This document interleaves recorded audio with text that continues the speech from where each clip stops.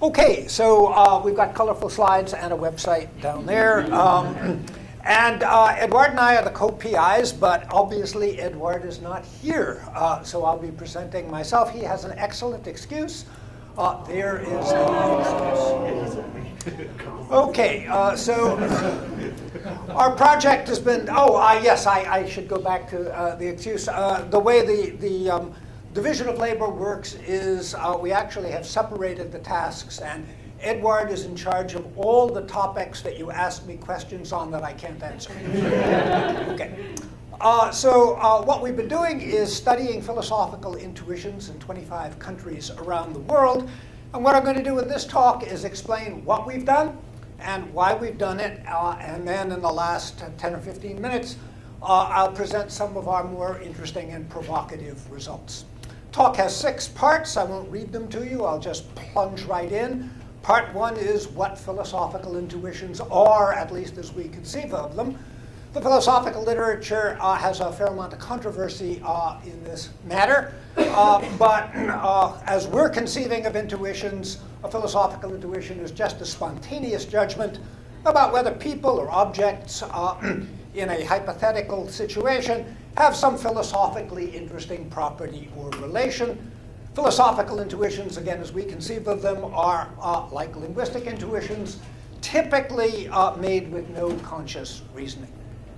Okay, so that's our picture of philosophical intuitions. The account I've just offered you of philosophical intuitions is a very inclusive one. There are much more exclusive or demanding accounts in the literature. In adopting the inclusive one, we agree with Tim Williamson, someone on whom we agree, or with whom we agree on very little else in this area. But Tim has noted the promiscuous use of the term intuition in philosophy, which gets captured by these wide accounts, but not by more narrow or exclusive accounts. So, for example, I'm sure everybody in the room knows trolley cases. You're producing a philosophical intuition, or a participant is producing a philosophical intuition when she first encounters a trolley case and answers a question about the moral permissibility of throwing a switch. So that's an example you all know. But the use of intuitions in philosophy goes way back. So let me give you a case that some of you, particularly the non-philosophers, may not be familiar with. So here's a passage from Plato's Republic where Socrates and Cephalus are arguing about or discussing the nature of virtue. And there's the thought experiment. Suppose a friend, when he's in his right mind, deposited arms with me, and he asks for them back when he's not in his right mind. Ought I to give them back? And there are the intuitions. No one would say that I ought to, and so on. And this never happens to me. Cephalus said, you're quite right, Saul. Okay? And there's the philosophical conclusion. So it's a pattern of argumentation and methodology that has been around in philosophy for a very, very long time. All right, that's all I'm going to say about what philosophical intuitions are. There's, of course, lots more to be said, but time is limited. All right, the role that intuitions play in philosophy. It's widely agreed that intuitions are used as evidence in philosophy, though there are some dissenters. But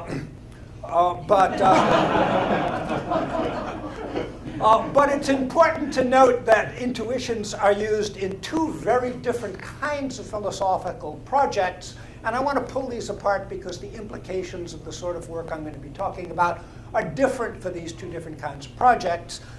And my apologies, this is going to be as you'll see, a very Rutgers presentation of the projects.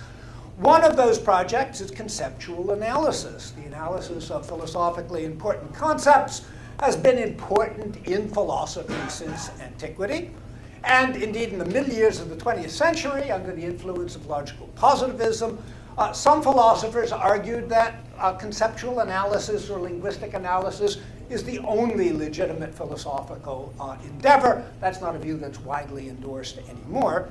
But in this process of conceptual analysis, intuitions are used as evidence about the application of a concept because it's assumed that these intuitions typically provide accurate information about concept application. So here's my colleague Al Goldman making the point, and in this passage that I'm about to show you, I think it would be the passage would be widely endorsed by many philosophers engaged in conceptual analysis. Al says, it's part of the nature of concepts that possessing a concept tends to give rise to beliefs and intuitions that accord with the contents of the concept. If the content of someone's concept F implies that F does or doesn't apply to example F, then that person is disposed to intuit that F applies or doesn't apply to X when the issue is raised in his mind. So that's why intuitions are defeasible, of course, evidence about concepts. But intuitions are also used, and this is really very important, also used as evidence for theories about objective features of the world that aren't dependent on how anyone conceives of them. And as I said, it's going to be a very Rutgers presentation. So here's how Ernie Sosa makes this point. I'm not going to read the whole passage to you. But Ernie starts by saying, it's often claimed that analytic philosophy appeals to armchair intuitions in the service of conceptual analysis, but that's deplorably misleading. And he then goes on to point out that intuitions are also used in debates that seem to be disputes about more objective matters than simply conceptual analysis. Whoops, wrong button, sorry. I take it that Ernie is exactly right on this matter. Many philosophers, both historical and contemporary, have used philosophical intuitions as evidence in favor of or against theories that are intended to characterize objective features of the world, not just concepts or people's concepts of these objective features. So, for example, these philosophers' goals are amongst the following. In metaphysics, what they're trying to do is say what causation really is, not to give an account of some person or group's concept of causation. In political philosophy or ethics, they're trying to say what justice really is, not to give an account of some person or group's concept of justice. In epistemology, they're trying to give an account of what knowledge really is, not an account of some person or group's concept of knowledge, and so on. So the point I'm making here is one I take it that Ernie would completely agree with, that both of these projects, both conceptual analysis and this looking at what knowledge or causation or justice really is, are projects engaged in by mainstream philosophers using intuitions as evidence. It's perfectly clear what to call conceptual analysis. We'll call it conceptual analysis. Boy, those pictures, my apologies, those pictures come out awful. They're much better. They're much better on my screen. Other people have remarked about that projector. What to call the second project is unclear. Goldman, in some papers written a decade or so ago, called them extramental theories. I once called them non-Platonic theories. But I think for this talk, I'll just go with objective phenomena theories. All right, now when intuitions are used as evidence for objective phenomena theories, demographic differences pose an obvious problem if they're real. These projects typically assume that the contents of philosophical intuitions are likely to be true. But if, for example, one group has the intuition that a protagonist in a thought experiment knows that P, and another group has the intuition that the protagonist in the same thought experiment does not know that P, then obviously they can't both be right. So, unless the philosopher who's using intuitions as evidence for an objective phenomena theory can give a plausible reason why the intuitions of one group, typically the group that disagrees with him, of course, can be ignored, then I wanted to be sure you didn't have any trouble reading this. Demographic differences pose a fundamental challenge to the venerable philosophical tradition of using intuitions as evidence for objective phenomena theories. And by the way, I think Ernie's here, so he can, of course, say what his view is. But I think he agrees with this. If there really are these demographic differences, And if a good explanation can't be given for why one group is somehow mistaken, he calls it a theory of error, that poses a major challenge to this wide tradition in philosophy. When intuitions are used as evidence for conceptual analysis, the other project, demographic differences suggest that different groups have different concepts of knowledge or causation or moral permissibility or justice or whatever. And that poses a different kind of challenge for the philosopher who wants to use a conceptual analysis in further theory building. If your job is just, if you conceive of your job as just to get clear on the concept and then you're going to go home, that's fine. You've discovered that different groups have different concepts in this vicinity. But if you're going to use the concept in further theory building, for example, a philosopher who invokes an analysis of the concept of knowledge in formulating a normative principle, roughly, maximize the amount of interesting knowledge in your belief revision or something like that. But a philosopher who invokes the analysis in further theorizing must then go on to explain why the concept of knowledge that she invokes is the appropriate one. She's got to tell us why it's better or more appropriate than the concept of knowledge invoked by some other group. So a different kind of problem posed by demographic differences. Okay, so that's all I'll have to say about the role of intuitions in philosophy. Obviously, I have to say a little bit about the link between intellectual humility and the cross-cultural study of philosophical intuitions. So let me go back to the quote from Plato, because I think there's something very telling here. It's over here. Plato tells us that, Socrates speaking, says, no one would say that I ought to or that I should be right in doing so any more than that they would say that I always ought to. And Cephalus says, you are quite right. Okay? Well, for 2,300 years, most philosophers, maybe this is too strong, many philosophers have followed Socrates in confidently asserting that others would share their intuitions. Like Socrates, they have assumed that if they and their interlocutors, who are usually other philosophers, share the same intuition, then no one, or at least no one who's rational and clear-headed, would disagree. That's a strikingly bold empirical claim made with almost always little or no empirical evidence. And if intellectual humility requires that we recognize that on matters like this, that we might be mistaken, and that other people might in fact have different intuitions from ours, and if that's important, then the ubiquitous philosophical assumption that no one, or at least no one whose opinion is of any importance, would disagree may reflect a profound lack of intellectual humility lurking at the very core of one of philosophy's methods.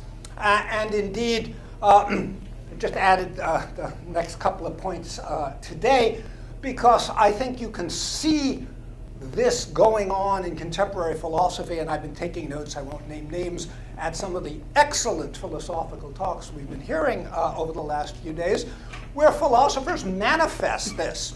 In contemporary philosophers, this lack of humility, if that's what it is often reflected by claims about what we think. Okay? Well, what's very striking about those claims is that philosophers who make them almost never tell us who we are or how he knows what we think. He knows what he thinks, maybe what, as Alison Gopnik once famously said, the 6 white guys down the hall think, but how does he know what a wider group of philosophers think? Looks like claims like that may reflect a profound lack of humility in the core of one of philosophy's principal methods, but maybe not. Maybe Socrates and many contemporary philosophers who tacitly share the assumption that no one would disagree, or almost no one would disagree, maybe they're right. Maybe the most important philosophical concepts and the philosophical intuitions that they generate are in fact widely or universally shared. In that case, while Socrates and many other philosophers might be faulted for making a bold empirical claim with limited evidence, there would be little harm done. There would be no egregious failure of intellectual humility at the core of one of philosophy's major methodologies. Those were the concerns that motivated our study. Okay? So, that's the background. How am I doing on time? Not bad. Let me now give you a brief description of the project. The project aimed, of course, at finding out whether there are demographic differences in philosophical intuitions. Our first step was to assemble a team of 33 philosophers and psychologists in 25 countries around the world. There they are. My thanks to all of them. Okay. And that's another, incomplete, by the way. I stole this from an earlier slide. That's the map of where these folks work. Then, in collaboration with our research team, we constructed 5 questionnaires. Each questionnaire began with 5 philosophical vignettes based, to the extent that we could, and we tried very hard on this, based very closely on cases that have been widely discussed in the philosophical literature. So we wanted things that philosophers versed in the literature would immediately recognize as familiar thought experiments. Okay? The vignettes were drawn from 5 different areas of philosophy: epistemology, metaphysics, philosophy of language, philosophy of mind, and ethics. So we had a total of 25 vignettes, 25 thought experiments, 5 in each questionnaire. Each vignette in our questionnaire was followed by a comprehension question to be sure that the participant was paying attention to and understood the vignette. And then by several questions designed to elicit participants' philosophical intuitions about the situation described in the vignette, the sort of standard methodology that philosophers use when they use vignettes of this sort, thought experiments of this sort, as evidence. After the vignettes, participants were asked to complete a very long section that included a cognitive reflection task, an 18-question need for cognition test, rather, a 22-question personality test, 19 demographic questions, including all of those. So we've got a lot of information about these participants. The questionnaires typically took 20 to 30 minutes to complete. All right. Well, when we had the questionnaires assembled in English, we translated them, or had them translated, into 17 languages. Those are the languages. A few of the translations were done by paid professional translators. Actually, only 2, I think. Mongolian and Bedouin Arabic were the ones where we paid the translators. The rest were done by bilingual members of our research team, most of whom were sophisticated in philosophy, who were also native speakers of the target language. And that led to our first surprising discovery. And indeed, as we did this, my conception, I'm sure Edouard shares this with me, our conception of the nature of the problem we were confronting and the issues changed very significantly. First surprising discovery was that many philosophical thought experiments are difficult or impossible to translate into one or more of the target languages. Now, in some cases, the problem is finding a philosophical word like believe or know or what have you, and that's a challenge, and we maybe anticipated that. But there are other challenges that perhaps you wouldn't anticipate. Here's my favorite example, Burge's famous arthritis thought experiment. We wanted to use that. It wrote a nice, simple English version of it. And our Japanese collaborator sent us an email and said, you can't do this in Japanese. Why not? For those of you who don't remember or never knew, Burge asks you to consider a protagonist who has arthritis in his, I think, knee, and is worried that it's spreading to his, or has spread to his hip or lower leg or thigh. Okay. Well, our Japanese collaborator said, you can't do that in Japanese. Why not? Well, that's the Japanese term for arthritis. That means joint, and that means inflammation. You can't, in the same way, ask people about, oh, your joint inflammation has spread to your thigh, the way you can, right? It's a contradiction in Japanese, okay? So we had to find another disease, which, by the way, turns out to be non-trivial. For example, in 8 of our languages, acne is translated as pimples on the face. Okay? You can't have acne on your chest in a number of these languages. Surprising difficulties, but we overcame them. With the help of our research team, we revised or replaced the vignettes, ending up with a set that could be translated into all 17 languages. And in case you're curious what they look like, this is the first page of the English, the Japanese, the Korean, the Mandarin, the Persian, the Hebrew, and last but not least, of course, the Bulgarian.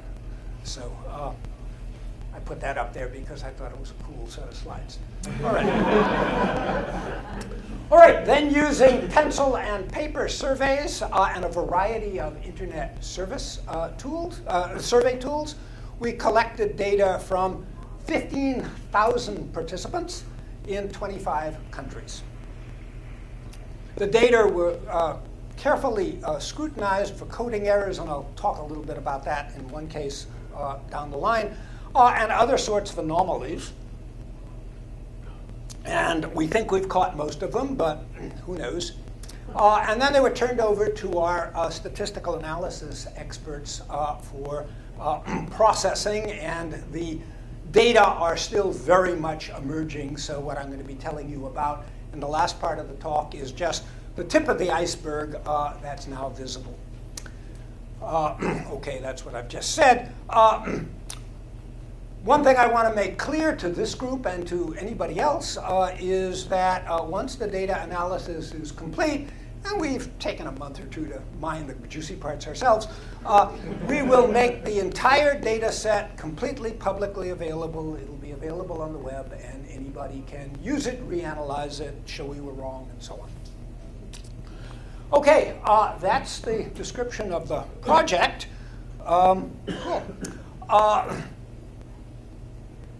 Let me now move on to some results. And as I said, there are a lot of data.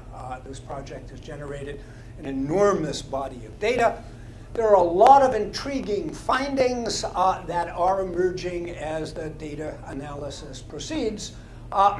In this section, I'm only going to have time to present a very brief glimpse of some of the things we found. And I'll divide the discussion into 2 parts. First, some noteworthy examples of what look to be demographic differences in philosophical intuitions, just the sort of thing we were concerned about. And secondly, some findings that provide, to be sure, initial and tentative, but intriguing evidence for some cross-cultural universals that I'm not sure whether Edouard was expecting them or not, but I certainly wasn't, and I'm very intrigued to pursue them further. All right, so let me start first with demographic differences. And as I said, we used material taken from the philosophical literature, material that philosophers in the relevant part of philosophy would find familiar. This is actually a pilot study. We did a bunch of pilot studies before we did the big study. So this was a pilot study done on only 10, done in only 10 languages and 10 cultures. It's based on a thought experiment from Derek Parfit's famous Reasons and Persons, teletransporters. So think Star Trek for those of you who don't know the Parfit literature. So we described what a teletransporter does, right? It destroys your body and encodes the information, and then in the receiving unit, an exact replica appears, and the replica, crucial bit is it seems to remember living your life, and it has all of your psychological properties. So it's the psychological continuity theory of personal identity that was originally being tested. And in this pilot study, we just asked participants 2 questions. Would you do it or wouldn't you? Well, how many of you would travel in one of these things? Interesting. How many of you wouldn't? It's death!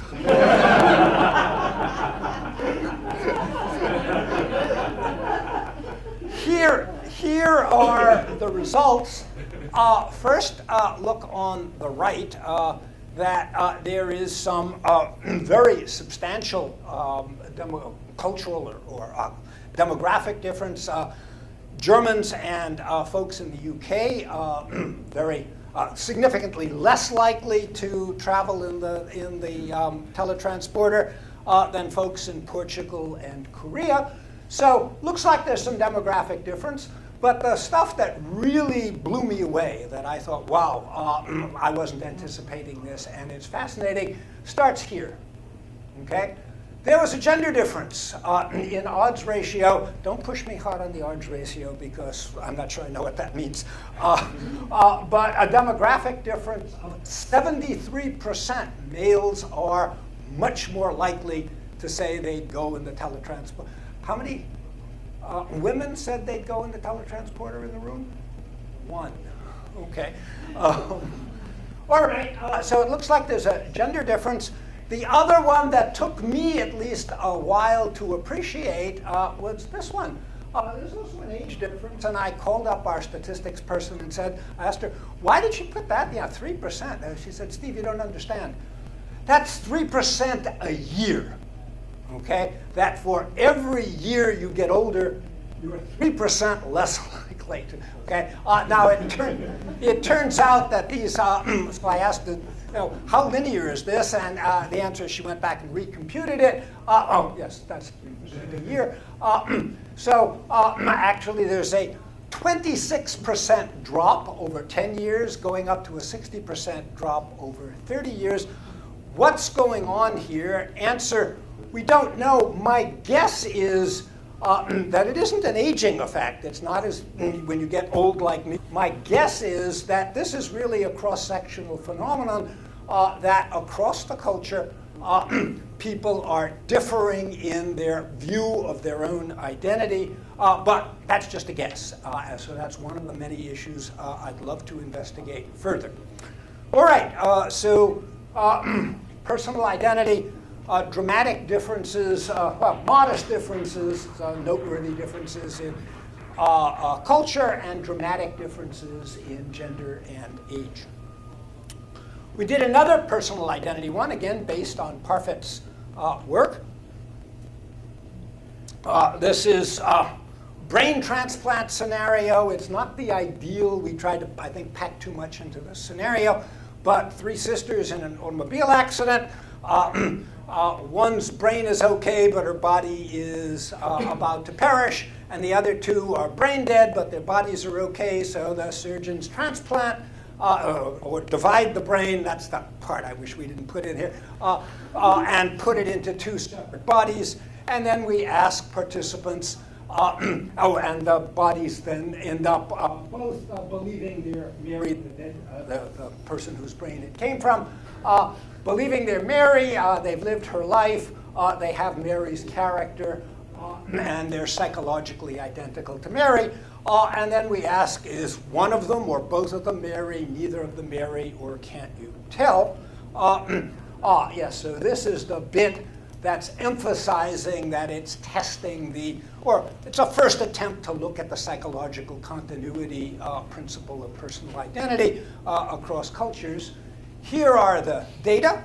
In the green and black segments, you've got people who either say green, both are Mary, or black, only one of them is Mary. So green or black are people who think that one or both of the recipients of the brain are Mary, and the rest are people who either don't know or think Mary is no longer with us. Neither of them is Mary. Again, very significant demographic differences in Mexico.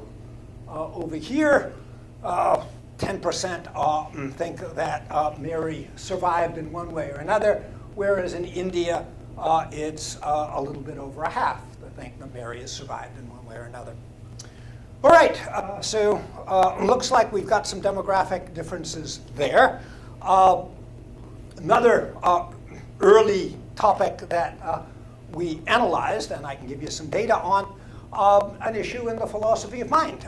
So one issue that has been actively discussed lately is, well, what about delusions? Are delusions genuinely beliefs, or are people suffering from delusions like Capgras delusion and so on? Are they expressing something that isn't really a belief? And there's a growing, interesting philosophical literature here. This was our attempt to plug into that question.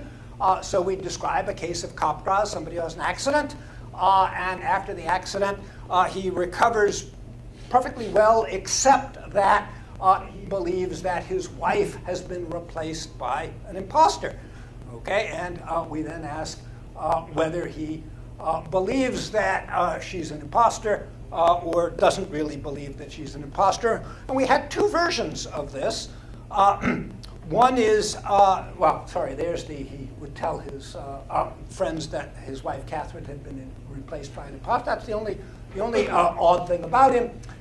Two versions. One is the inconsistent one, which is apparently the phenomenon most often clinically seen, which is that although he says this woman's an imposter, she's not my real wife, he nonetheless eats meals with her, goes to the movies with her, lives in the same house with her, sleeps in the same bed with her. So his behavior is broadly inconsistent with what he's saying. That's the inconsistent version. The consistent version is that he, in fact, refuses to eat meals with her or go to the movies with her, as one would expect you do if, you know, she's not really your wife, she's an imposter, you're still going to sleep in the same. Okay, all right. All right, so those were the two versions.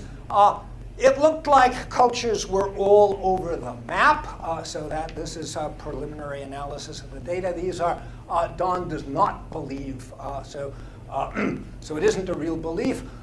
Some countries are very undemanding belief attributors. What have we got here? Spain, the US, and I think the lowest one here is Colombia. Okay? Some countries, Iran in particular, are very demanding belief attributors.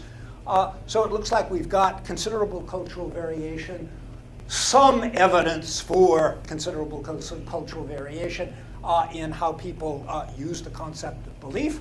But let me draw your attention to one other fact about these data, which is this, that in most cases, the inconsistent scenario gets the response, does not believe more often than the consistent scenario, which is sort of what you'd think should happen. But in 3 cases, it's reversed. Okay, and I mentioned something about worrying about reverse coding and data problems. 2 of those were from our Israeli team who collected data both from Jewish Israelis on university campuses, but also from Arab-speaking Bedouin in the Negev. And strikingly, both of them come out with the blue lines taller than the red lines. We were so taken by that we asked our team to go back and check the data, double check it, triple check it, be sure there was no. Apparently the data are accurate. And interestingly, maybe this is Edouard's translation. He did our French translation. But the French also exhibit that pattern. All right, so we've got some evidence for demographic differences. Let me switch now to the other side. Some perhaps evidence for cross-cultural universals.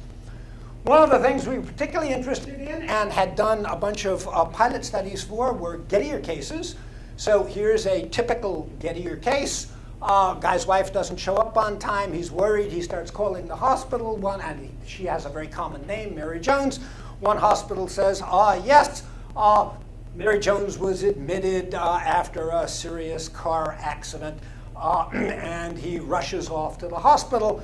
Turns out that's a different Mary Jones, but his wife, in fact, is in the other hospital nearby, and she's had a heart attack. We then asked a typical Gettier question. When Paul rushed out to drive to University Hospital, did he know whether his wife was hospitalized? Of course, he believed his wife was hospitalized. The belief was true, and he had some significant justification, so it looks like a justified true belief. The Gettier answer should be no, he didn't know. The non-Gettier answer is yes, he knew. But we were worried about this as the result of critiques mounted by a number of people. You want me to shut up? Well, if you want questions, questions? They're too worried. I'll go as fast as I can. Inspired by some work that Wes Buckwalter had done on so-called protagonist projection and by some experimental work by Jennifer Nagel and her colleagues, we also asked this question. When Paul, which of the following sentences better describes Paul's situation? When Paul rushed out to drive to University Hospital, he knew his wife was hospitalized. Or when Paul rushed out to drive to University Hospital, he felt like he knew that his wife was hospitalized, but he didn't actually know it.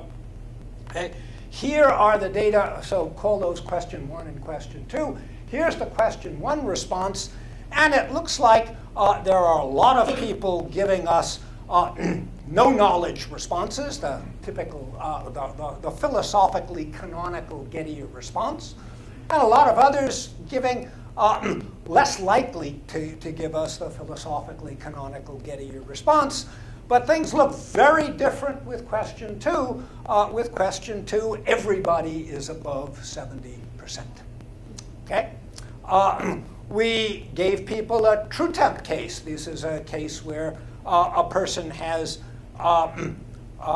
reliable belief, and the question, because of something that's happened to his brain, reliable belief about the temperature, the ambient temperature, and the question is having that kind of reliable belief sufficient for knowledge?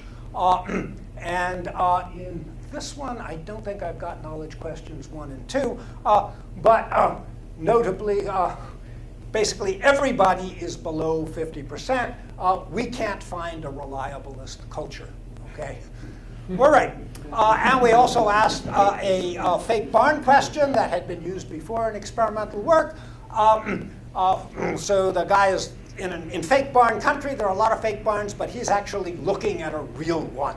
Okay, but he could easily have been wrong. So we're looking at the safety or no safety parameter. And here, when you're asked a knows versus don't know question, percentage of knowledge ascription is all over the place and modestly high. Okay, but when you ask the knowledge 2 question, almost everybody is below 50%. Okay, one more epistemology case. We used a standard bank case, which is aimed at determining whether whether people are sensitive to the stakes of the issue at hand, whether it's important or it's going to be costly to be wrong. And with the knowledge 1 question, we get this. It looks like it's spread sort of all over. And with the knowledge 2 question, we get this.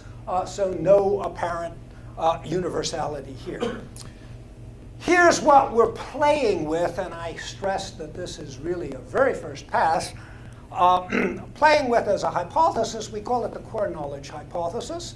The central claim is that people share an innate pan-cultural core folk epistemology on the model of Spelke and Carey's core knowledge idea. So they have a central epistemic concept that requires something in addition to justification, truth, and belief. It has a Gettier requirement. It specifies that knowledge plus a reliable process is not sufficient. That truth plus a reliable process is not sufficient for knowledge. It includes a safety parameter. In most cultures, this concept, we hypothesize, will be expressed by the term that's commonly translated into English as no. And there are going to be other features of the concept expressed by the term translated as no that are culturally local. In particular, it looks like Stich sensitivity is extremely culturally local. And I'm hypothesizing here, we don't really have the kind of data I'd like yet, that although there's a Gettier constraint cross-culturally, it differs in different cultures. Which cases are Gettier cases and which aren't are going to be cross-culturally variable. All right, so that's a very quick tour of some of the more interesting and provocative results. 2 more slides, and then I promise I'll stop. Hope it's 2. What's next? What do we want to do in the future? Well, we've got a number of intriguing hypotheses and hints and sort of hotspots as to what to look at further. We're vividly aware that much more work needs to be done. Our studies used only 1 or 2 philosophical thought experiments to explore each philosophical topic of interest. Future work, we hope, will use a battery of thought experiments. So there are all kinds of confounds that could lead to a funny result on a Gettier case or a fake barn case in one culture or another. What we need is 10 or 20 different thought experiments within the same culture to try to rule out those confounds. So that's one thing we hope to do. And the other is emphasized by the anecdote I told about arthritis in Japanese and by dozens of other facts, which I'd be happy to tell you over drinks this evening, that we discovered limits to the methodology of experimental philosophy, this methodology that has been borrowed from social psychology. There are things that just can't be usefully explored or studied using that methodology. So in future work, we hope to assemble interdisciplinary teams that, in addition to the method of social psychology or experimental philosophy, also uses the methods of linguistics and anthropology and cultural psychology, social cognitive neuroscience, and indeed intellectual and cultural studies to understand to get a good cross-cultural take on important philosophical concepts. And that's it.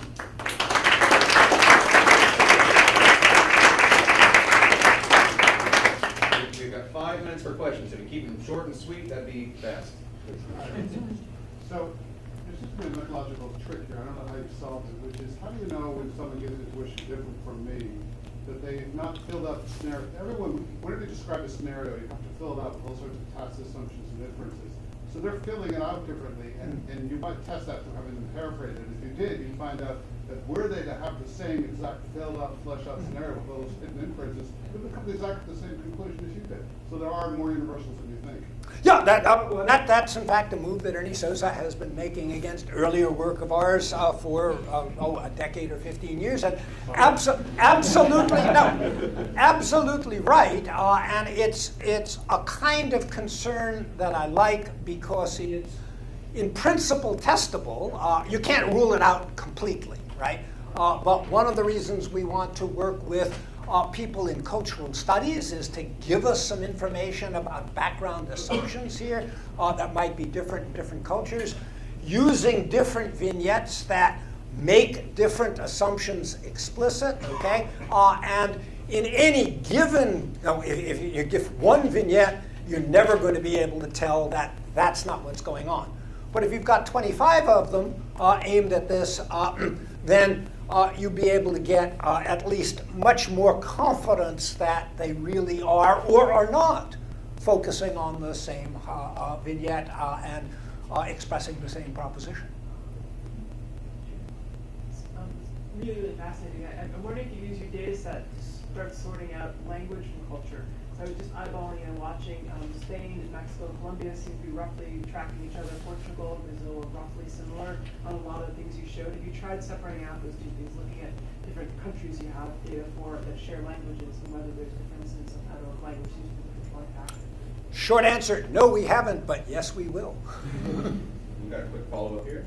A really brief follow-up. Have you looked at intracultural diversity as well? Because at least in the values literature, the Schwartz values inventory, you find much more diversity of values within a culture than between them. Yes, and well, let's see, I should give a blanket answer to some of these questions. The data analysis began about 2 weeks ago. It's going to go on for another 3 or 4 months. There is a ton of data, but absolutely we intend to look at that. That's why we collected data on age, gender, religion, religiosity, languages spoken, oh goodness, political affiliation, except in the 2 or 3 countries where we were told you cannot ask that question here.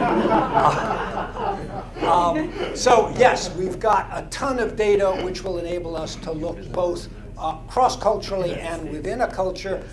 And the other thing I didn't mention, I should have mentioned as we were going along, we were trying very, very hard, worried about replicate and all of that, to get big N's, big sample sizes. What we told our team is that we would like them to get 100 responses to each questionnaire before they, remember each one, there are 5 questionnaires. So we've got, in each culture, a minimum of 100 for each questionnaire, although we don't, in a couple of cases like Mongolia and the Bedouins in the Negev, we don't have all 5 questionnaires. One more question. Do you have a question for him? Oh, my question is after a note. This actually falls from Frank, and you might have a comment as well. In Maul's work, Dr. Khan has been doing something similar in terms of showing legal materials to different demographic groups and showing that they diverge in cases where the Supreme Court, for example, said anybody who sees a stimulus is going to come to the same conclusion. And it includes, for example, actually showing a videotape police chase. Everybody watches the same 16-minute police chase. You get wild demographic differences in terms of conclusions people reach against what the Supreme Court has concluded. And I don't know if you knew about I don't know the, yes, please give me the, send me the reference. Okay, I'll send it to you. Great. So I'm afraid we'll have to continue the discussion over snorkeling or zip lining. Let's thank our speaker.